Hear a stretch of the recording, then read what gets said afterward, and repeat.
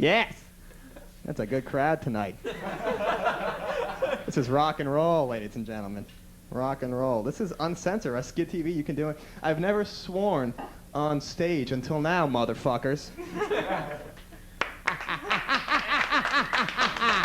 We're gonna live forever. We're gonna live forever.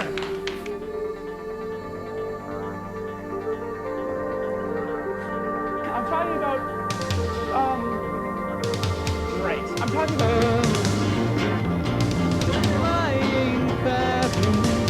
I'm just asking you questions that are on everybody's mind. There's a reason it's on people's minds.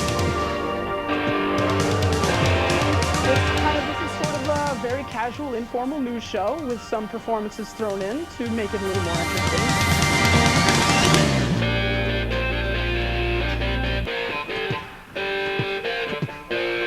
You can sort of pay attention to what he's doing and ignore me entirely. Let's have a little chat. You mean like, oh, fuck! Like that.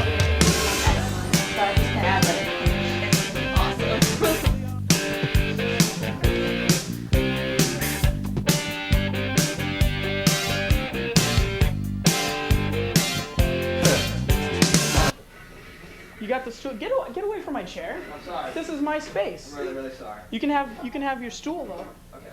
All right. Thanks, Chris. Thanks. That was Thank you, that was Bill. marvelous. Thank you.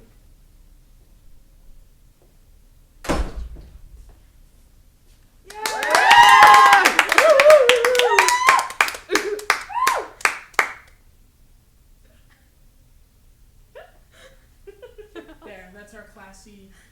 That's our high class operation here. We got strobe lights and black and white letters drawn on by hand by John Batch. John Batch in the back row.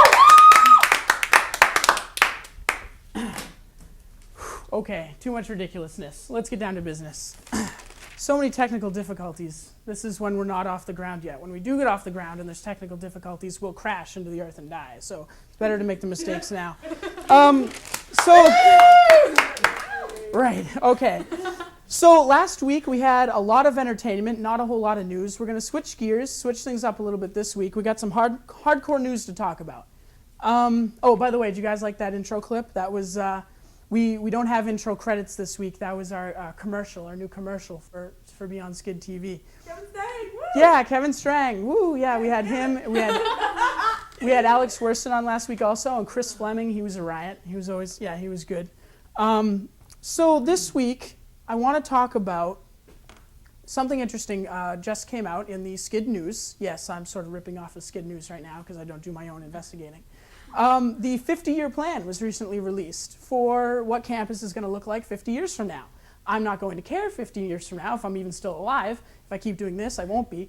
But they had some interesting things on there. The main thing that I noticed was that about 50 years from now, maybe sooner, most of the area around the art buildings, like the music building and the theater and so forth, is going to be covered. That's going to be covered over. And the additions onto campus, besides that, are going to be sprawled out all over like the North Woods and all sorts of things. And there was some criticism on this planning board that we're spreading out too much. We're going to have to walk way too far to get to where we want to go. And we should build up and not out. But the planning board says that they are afraid Skidmore will become too urban for building up, if not out. So they want to try to keep things more, green and, pretty and whatever. But I sort of looked into this. And the board has done certain things, taken certain steps to sort of combat this urbanness, such as every once in a while cutting out the power or filling entire rooms in Case Center with leaves. They've also hired They've also hired squirrel assassins to pelt people on the way to class with acorns. So I don't think we're necessarily in danger of becoming too urban. So I emailed them about this, but instead of responding, they crashed the email server for a couple days. So I guess if their solution is just to turn off everything that doesn't work, I'm wondering how long the dining hall is going to be in operation for. Maybe we'll get the spa back. I don't know. More on that later. More on the spa later. But for right now, this is a true story. I'm not making this up. I couldn't possibly. Earlier this month in Little Rock, a man trying to merge with traffic cut off another motorist. The other motorist became so irate he chased the man, making obscene gestures and so forth, and eventually fired on his car with a crossbow. Little Rock, Arkansas. Make sure don't drive without your chainmail. So I was wondering of the logistics of this, and so I figured we could bring in our very own resident crossbow tactics expert, John Batch, to have a little talk about how such an attack could have been avoided and the various consequences and so forth. So, ladies and gentlemen, please give a warm welcome to crossbow tactics expert John Batch.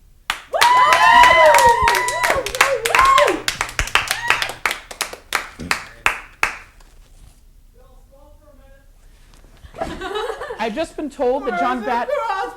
What the hell? I've just been told I have to stall for a minute, but that's okay. Oh, okay. I don't have to stall for a minute. Turn that off. How you doing today, Bill? I'm doing pretty well. What's that you got there?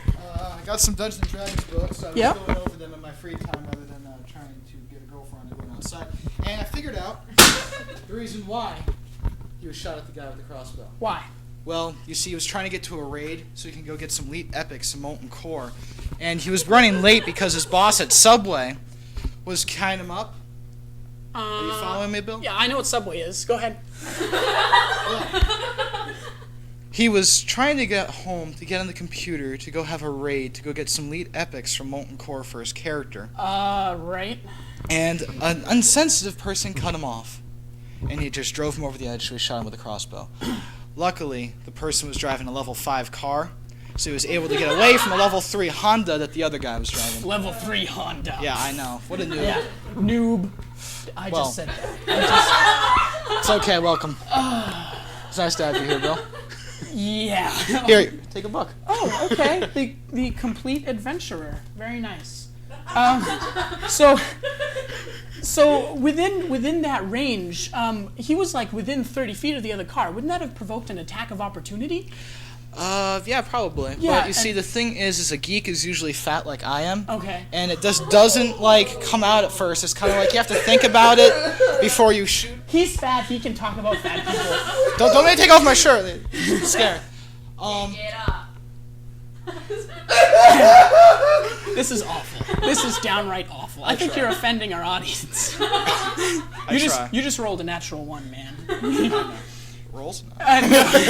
Okay. So, in conclusion, what is going to be the impact of this crossbow attack on other motorists who now have to watch their back? What precautions will people be taking? Well, they'll now have to carry a level 5 broadsword with +3 strength, and at the same time, they'll also have to try upgrading to a level 6 Hummer. Oh, okay. Great. Level 6 Hummer, and I'm going to need +7 strength, because I don't know. I'll get that for you. No, okay. Well, you go and get that. It's been nice having you. Nice having you, too. Hang on. John Batch, everybody. All right. Next up, we have, we're supposed to have Rob Hill on the show today to talk about his upcoming workshop, God and Poker, which will be playing in early November in the JKB Theater. Unfortunately, he couldn't make it today. He's doing something else all day. So he agreed to have an on-camera interview with us I filmed last night.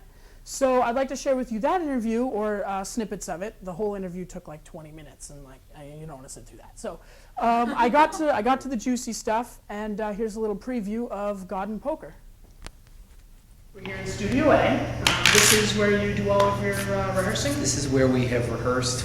Studio A upstairs in the theater. When is this? This is November 8, 9, and 10 at 8 o'clock. And again, we're upstairs in the JKB. People seem to not realize. Upstairs in the theater. There is an upstairs. Well, thanks for being here with us, Robbie. Yeah. And we are playing draw poker? Yeah, 5-card draw. 5-card draw. 5-card draw. It's a pretty simple level. Oh, this is better. The only game fit for the gods. Robbie's starting with more chips than me. It's not because he's compensating for anything.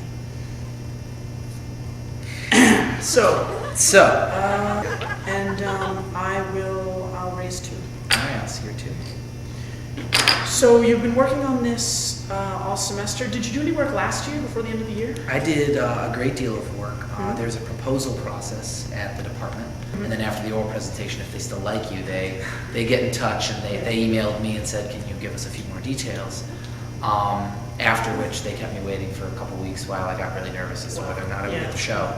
And then I found out in theater company a couple weeks before the end of last semester that I would be directing the show. Were there many workshops besides yours? There were 4 workshops proposed, and there are 4 workshops going up this semester. And take back what I said. There are not 4 workshops this semester. There are 3 There workshops? are 3 workshops and a play lab. A play lab? A play lab is when a student-written piece is put up. Okay.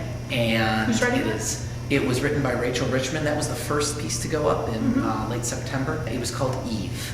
Alyssa Moore directed that. She was also a first-time workshop director.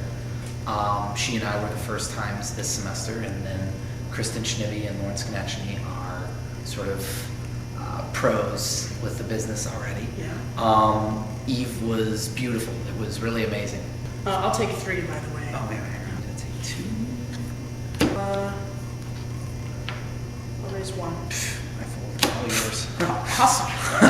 That'll settle the score I had a little nothing. bit. I had Would you nothing. like to see what I had? Oh, Would you like to sure. see? Yeah, I just had a pair of 9s. Oh, see, I had nothing. I had a. Oh, you had high absolutely nothing. I had a high Okay. thing. I Okay. just. So, as I understand, there was a theme in the workshops that were proposed. Yes. A coincidence? Very coincidental. As I said, the first one was Eve. The second piece to go up, student-directed piece, was called Experiments in Eden. It was conceived by the company throughout the process, and Lauren Skonechny, she proposed it as this piece that she had been just sort of pondering over. She had a cast of 8, and they put it together. It's about beliefs and about different ways of interpreting things. Christ, Krishna, and Muhammad. Yeah. And these 4 characters are playing poker? These 4 characters are playing poker. This is the climactic scene of the play. There's sort of 3 planes of reality in the play. There's reality itself, actuality, in which, I'm sorry, I'm doing a terrible job shuffling over here, so I'm going to shuffle once more. Okay. Deal. There's actual reality in which there's Adrian at age 70 talking to the audience about his experiences. Was that 5? That was 5. Yeah. And then in his memories, he sees how he was at age 12 and his experiences as a child. He was agnostic and very jaded as a kid. He was very cynical, especially for a 12-year-old, and very smart, certainly. Do you have extensive costumes in this? We'd like to do some costuming. I also want the actors to, and they've done a very good job of this thus far, develop a sense of self in each of the characters. So it's not just about costume changes and makeup changes, but it's also about how they carry themselves. Right. That's so important on such a low budget. What is your budget for the show? I have $50 $50 to do a whole for show. this show.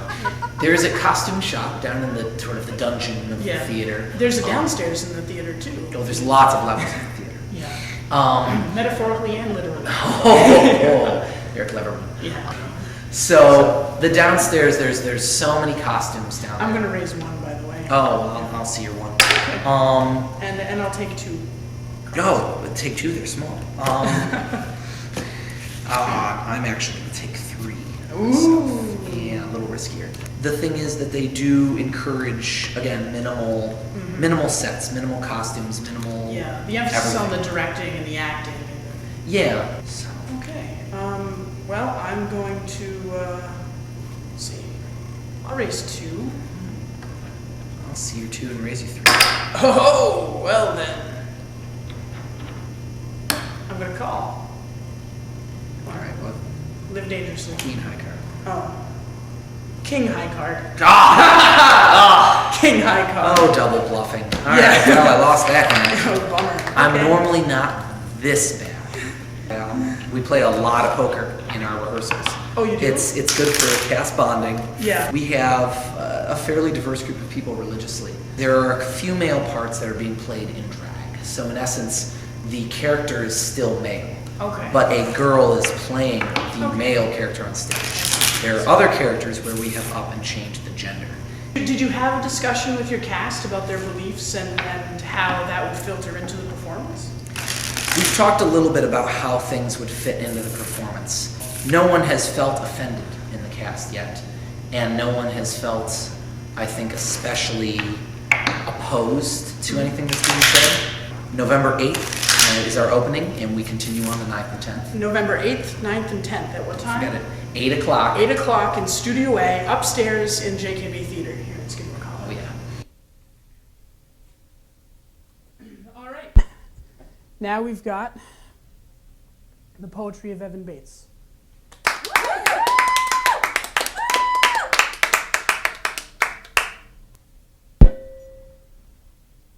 Thank you, Bill.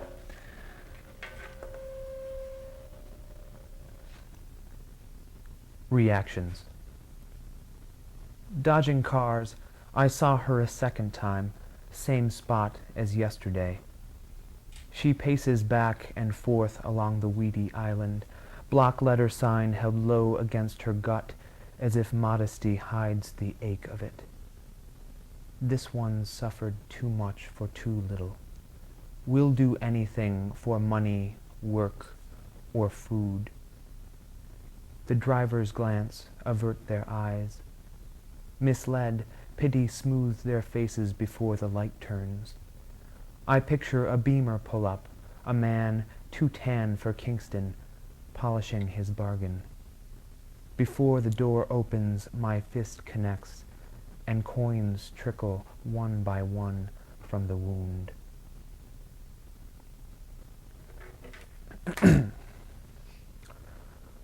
Rite of fellowship. Celebration dwindled in the rains of autumn and the greater, more halting chill of death. Spotlights and banners bowed in reverence, lowering their beams and sashes to the concerted flicker of candles, the ribbons holding rows to rows. Across campus, these provide our only light. Austere, the foggy evening shrouds our procession. As the Mohican women severed their braids, echoed their souls with a mask of pitch, and men sought blood within a short day's time. Our tribe sets flame to wick, heart to memory. As students pass, they feel a fire of unity, an epiphany of loss. The next piece I'm going to read is inspired in part by Saratoga Springs, away from Broadway. The Prank. The purple smudge of lips against a post breathes life into the long alley of houses. Whispers, the house belongs to Mrs. Doe, hasn't come out of that shithole in weeks. She has no time to primp, let grow and let die. The stalks of dandelions stare down the neighbors. The kiss of saints, they say, pointing. There's hope yet. God is a breeze, sweeping a broken stair. Inside, she's on the edge. He loves me not. She hears the roaches laughing. Humor her, fellas. Over the moldy shingles, the long alley exhales a heavy breath.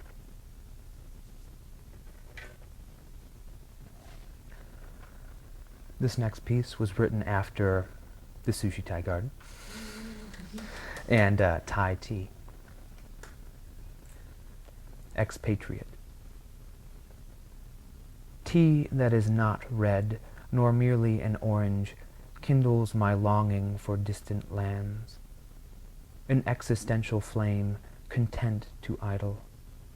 The river from which the plant once drank, and the mountain to which it returned the air, a light from saucer to pulse, a restless fjord balanced by the blood of my foreign heart.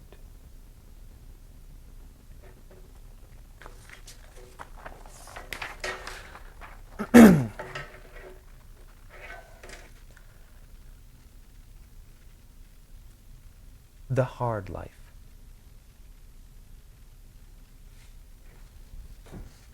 Poet's gotta drink water. La-di-da. The hard life. Here comes the little man, an hour of work behind him, 8 more to go.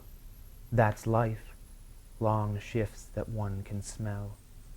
Big heart, he whistles a tune for the dumpster cat, his daughter's proud request. She has his heart. The Polish girl rang me up last night, $10, a sale. Poor thing, I'd like to think there are no regrets. She owns the counter, she controls the spatula. Out back, she picks the cornflowers and weaves a crown. His parents named him after the president, rich and white. Unlike him, black, wringing sweat from his cap, a man of honest work. Beneath a vaudeville smile, he can't sit still. He told me, I need to get out of here. I've never seen her walk alone. That woman's frail as an old broom. The chances, her boy won the lottery, voided the card. The 2-ton son, he eats like mad. She'll never part with him, mother, son, and the dog. This next poem I'm going to strike a more personal note. Beauty. Compared to this place, this pell-mell of students, you are a speck of nothing, an occupant of study rooms, the red chair on the 3rd floor. Tomorrow you may find a different seat, but no one will notice a thing. Opaque beauty, your own secrets evade you. In your closed book I read the tale of fall. Confusion, love, you, fallen in the street. The sidewalks here are icy, and the railing of your staircase cannot be trusted. Is it a heartless place, these limestone halls? At nightfall, in the rain, you laugh despite them, my speck of light, glowing and growing immense. At last I am a fool, and you are home. We kiss and taste the freshest joy.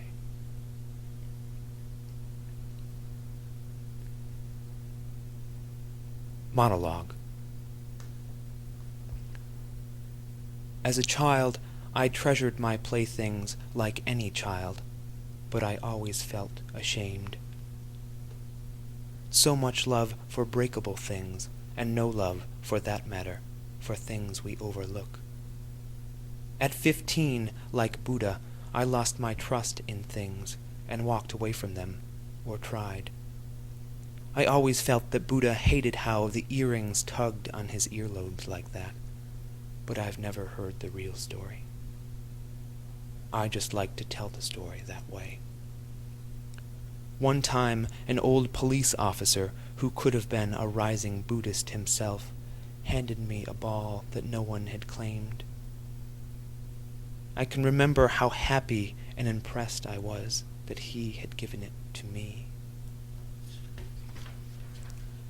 One could say that boyhood is all about new things and feelings, but I had mixed feelings about most things. I never knew how to feel. Birthdays, for instance, threw me for a loop. I beamed beforehand, but afterwards I was all tears. We called it too much birthday. I cried, but I didn't feel like a baby. Sympathy was my heart. One time I cried at the movies because the lead character had lost his horse. Among my privileges I had a mind, no doubt one that helped me to feel, but also a mind that was able to take me elsewhere.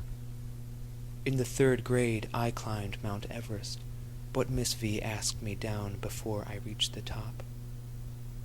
A homebody, I always wanted home. At 9 I learned of death, and in my grief my mother aged and passed before my eyes. If fear can envelop, fear enveloped me. The sun will rise tomorrow. Yes, I knew that. But there are so many days after tomorrow that I don't know. Yes, I grieved the future. Thank you.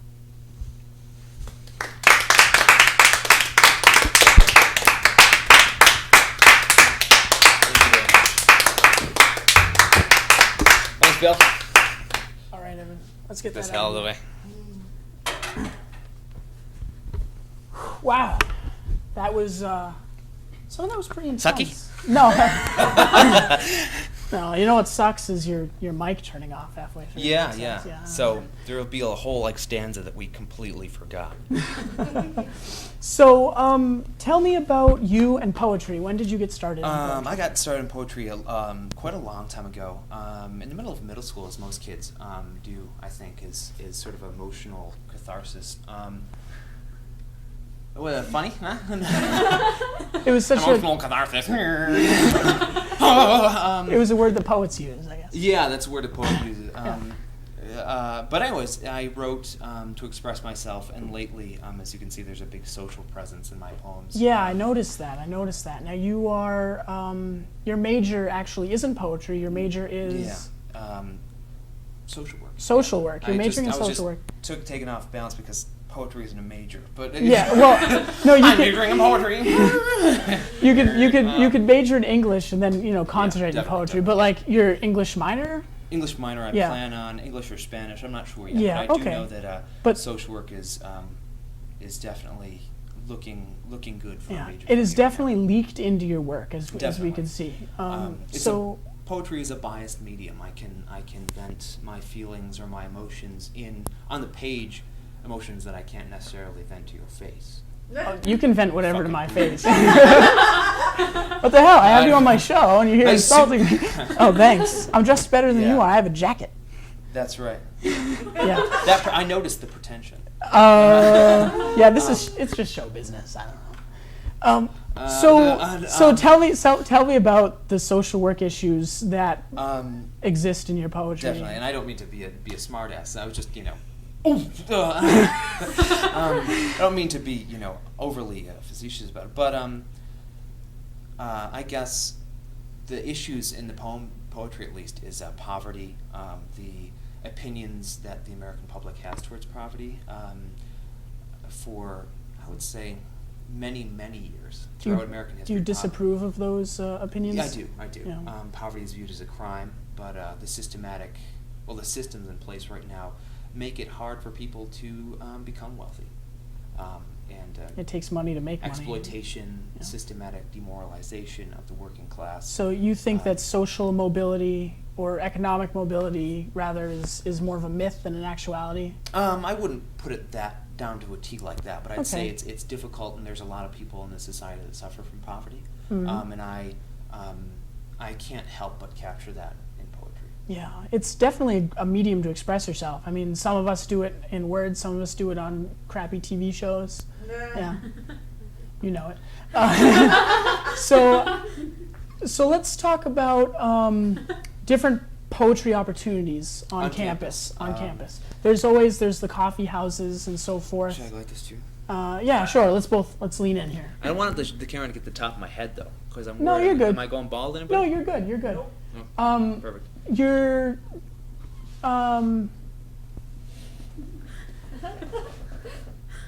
yeah, no, John Batch has a crazy picture on in back of us right now. Yeah, we can make room for it. Holy sh!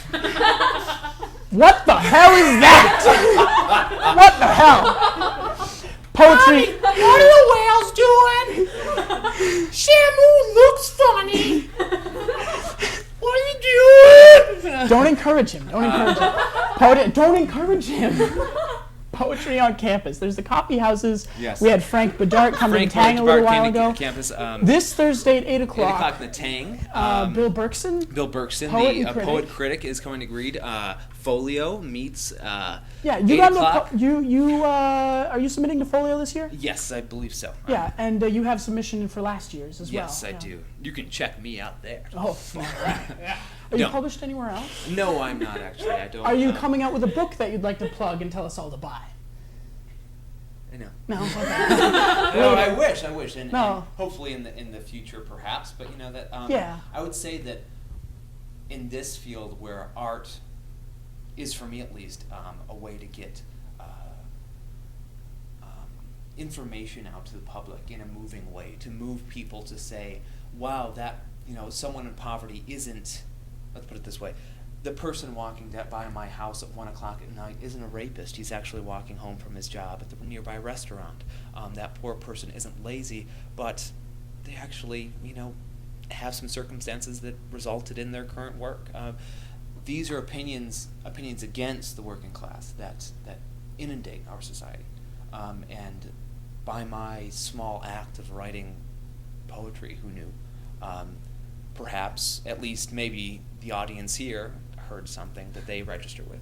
Of course, that's not a guarantee. You can think, I'm full of snot half the time. I talk so much, my friends tune me out when I talk. So, you could just, if you throw enough bricks against the wall. No. Anyways, thank you very much. Yeah, thank you for coming on the show. And one more thing, Margaret Atwood is coming. Yeah, Margaret Atwood apparently. November 2. November 2. Margie's coming. Oh, Miss Margie? Atwood. Mrs. Atwood. Are you on a first name basis with her? I wish. Yeah, you and everyone else. Okay. Thank you very much for coming on the show. Thank you very much, You Bill. were great. I enjoy your presence and your poetry. Don't lie to me. Welcome. Okay. I don't enjoy it, but it filled time. All right, Ted. All right. So. Don't touch me. All right. All right. Next up, now for our top story this evening, the final story. See, this is why I had him on. I don't know about poetry. That's 2 Star Wars references. Each episode so far, we've had a Star Wars Really? one. Yeah. Folks, you can get a good idea who makes up the audience here at Skid TV. Yeah. Yeah. Okay. Actually, where are you going? Thought you kicked me out of here. No. You wait until this next clip shows. This is Jeremy Cohn, BS show correspondent Jeremy Cohn is investigating the matter of the spa right now. As you know, the spa's kind of limping along. It's soon gonna die. It's bleeding to death. It really is. And so we figured let's send one of our guys down there to investigate. And he did a pretty thorough job, I think. So, Jeremy Cohn, everybody. I'm standing here at the spa. Once the center of student activity, like the Atlantic City of days of old, is now barren like a menopausal womb, or like the Atlantic City of today. The empty stage, which has boasted such performers as Ernie the Token Dead Guy, Pamela Anderson's left breast, and Lulu the Dancing Cow, is filled only with memories. The fall of the SPA, an original acronym for 7 pounds to the ass, has left students outraged. It's like the downfall of Christian Slater's career, if people cared about Christian Slater. Said one outspoken student who wishes to remain anonymous, but their name rhymes with Sam Parrott, and by rhymes with Sam Parrott, I mean sounds like Sam Parrott. Jesus Christ, you've got to be kidding me. That, of course, was in reference to him walking in on the girl of his dreams playing Deep Space Nine with a horse from the local track. The students are raising their voices, some ranging from indifference to being uncomfortable. Said one young man, "This thong feels like a clay cutter." And one reporter making up lies to make a story more appealing said that student action will escalate to a terrorist attack until there is change. I asked Jake, the manager at the spa, if he thought this was likely. Do you believe there'll be an attack on the spa? No. Which is terrorist for yes. In the coming days of terror, experts are suggesting that people lock themselves in their rooms with a gas mask and ample duct tape so that they may die, but not at the hands of the terrorists. As for food, scarce resources will be available at the dining hall for the small price of $12 a plate, which is twice as much as an hour with one of the fine women at Bob's Broadway brothel for half the pleasure, although crabs are occasionally available at Semolina's. Perhaps now no one wants to be caught dead in the spa. It is as socially low as you can get, one step higher than an appearance on the BS show. Is it true that only losers hang out in the spa? No. Is it true that a cat doesn't know that it's a cat? So perhaps the memory of magic will resurface. But then again, there's only so much room in Hollywood for Christian Slater. From the spa, even though he's too cool to be there and is just here to report on it, I'm Jeremy Cohn. Bill? Back to you. Just hang out in the spa? No. Is it true that a cat... Hey, wait, what is it? Is it true? Is it a true... Is it... Shit. Just hang out in the spa? No. Is it true that a cat doesn't know that it's a cat?